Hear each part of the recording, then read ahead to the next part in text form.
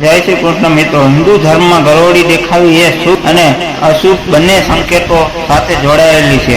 Mohan Gami daily video in Gujarati. મિત્રો, અમારી ચેનલમાં આપનું હાર્દિક સ્વાગત છે. અમારી ચેનલ પર આપને ગુજરાતી ભાષામાં વિડીયો જોવા મળશે. જો આપને પસંદ હોય તો લાઈક કરી શેર કરજો અને અમારી ચેનલ પર નવા હોય તો અમારી ચેનલને સબસ્ક્રાઇબ કરજો. તમારા એક સબસ્ક્રાઇબ થી અમને ઘણું પ્રોત્સાહન મળે. પુરુષોત્તમ માસ અધિક માસ દરમિયાન ગરોળી દેખાય તો તે સામાન્ય રીતે આર્થિક લાભ, ઘરમાં શાંતિ અને માતા લક્ષ્મીની કૃપાનો સંકેત માનવામાં આવે છે. પુરુષોત્તમ માસમાં ગરોળી દેખાવાના વિવિધ સંકેતો નીચે મુજબ છે. પૂજા ઘરમાં ગરોળી જો તમને પૂજાના ઘરમાં ગરોળી દેખાય તો તે ખૂબ જ શુભ માનવામાં આવે છે.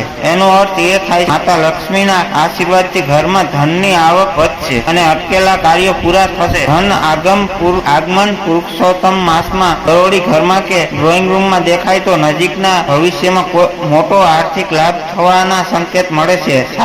શરીર પર ગરોળી પડવી પુરુષોત્તમ માસ જેવા પવિત્ર માસ મહિના જો ગરોળી શરીરના કોઈ શુભ અંગ પર પડે તો તેને ધન લાભ કે કોઈ સારા સમાચાર મળવાની દ્રષ્ટિએ સારો પણ માનવામાં આવે છે. નોંધ: આ બધી શાસ્ત્રીય માન્યતાઓ છે. શુકન અપશુકન વ્યક્તિ શાસ્ત્ર પર નિર્ભર કરે છે.